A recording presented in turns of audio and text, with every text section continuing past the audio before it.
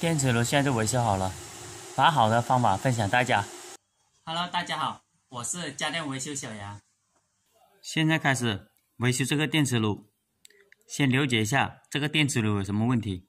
把电插上，电已经插上了，按下这个开始键，没有反应，这个电磁炉烧掉了。把电拔掉，开始把它拆开，测试一下。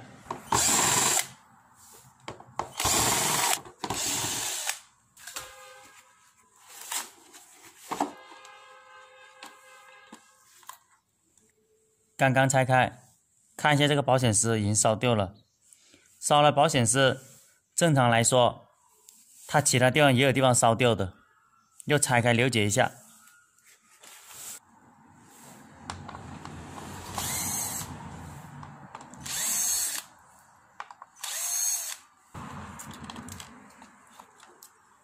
保险丝这个位置烧掉了，按照它这个电路来测试一下这个整流球有没有烧掉，这个 IGBT 有没有烧掉，还有其他地方。万用表打到这个风鸣档，按照这个电路来测试一下，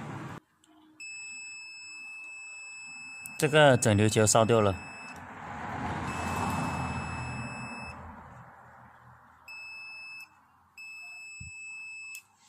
现在测试这220伏的输入端，现在这个位置已经有短路的现象，正常来说它是没有响声的。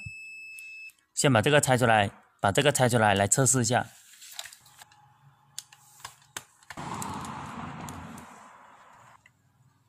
先加锡，为什么要加锡呢？因为加了锡以后它比较好焊出来一点。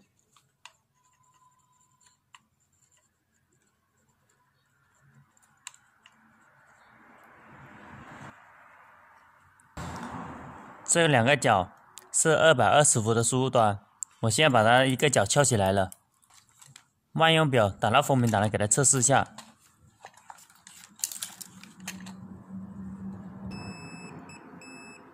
交流电的两个位置都短路了，这边也测试一下，这边也短路了，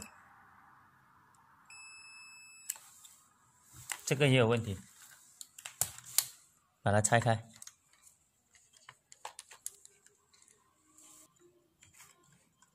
现在把这个 IGBT 它的两个角先把它翘起来，翘起来以后，万用表打到这个风鸣档，给它测试一下。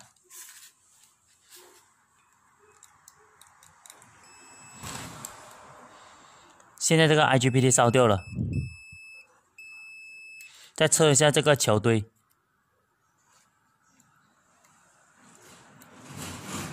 它现在就正常了，等于说它这个地方短路了，引起了这边短路了。现在把这个换掉，把保险丝换掉，给它测试一下。它上面有它自己的型号的，找个一模一样的给它装上去，保险丝把它换上去就可以了。这个 IGBT 坏了，找了很久。没有找到一样型号的，现在用这个万能的主板给它解决。已经换上了个万能主板了，给它测试一下。开机，减，加，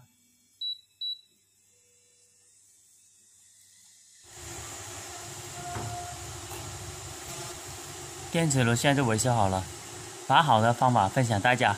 好的，谢谢大家的观看。